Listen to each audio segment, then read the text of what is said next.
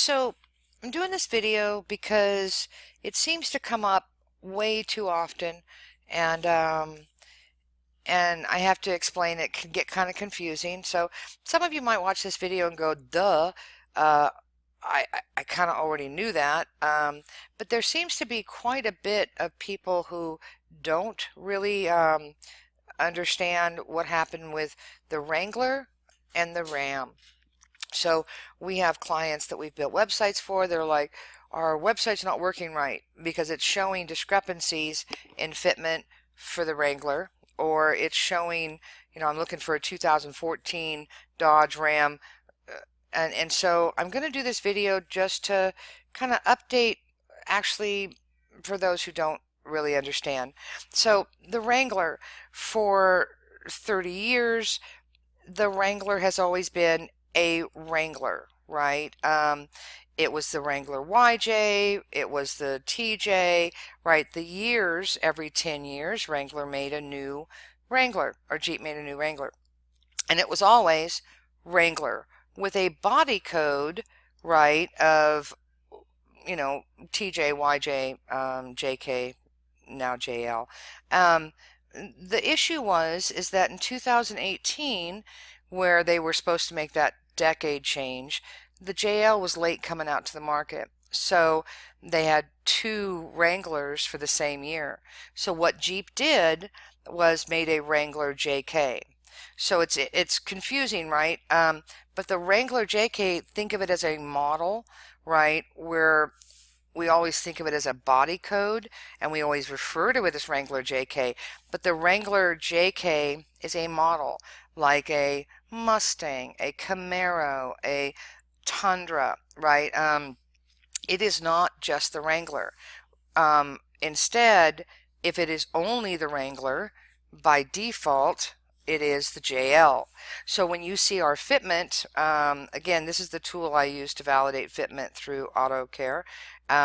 You'll see, right, up to the 17, you'll see the Wrangler.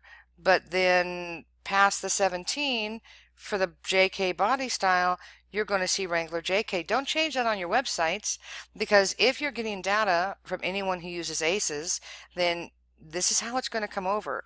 And if you go, well, let me go ahead and amend that and take the time to put Wrangler JK from the 07 to the 17, stop it. They're only going to see the difference when they're on 18, because it'll say Wrangler or Wrangler JK. A Wrangler owner that has a JK will know it's a JK, and they'll pick that. And by default, the Wrangler JL will know they don't have one. But when you start putting it and changing it from 07, you're just confusing everybody, because of course they're going to pick a Wrangler JK if you called it out, but it wasn't supposed to be called out because it wasn't. The model wasn't Wrangler JK. And the Jeep people, even if they don't know what kind of Wrangler they have, it doesn't matter. If they're looking at a 97 Wrangler, you got a TJ, baby, right? If they're not, so it's not like, oh shit, they need to be told what they have.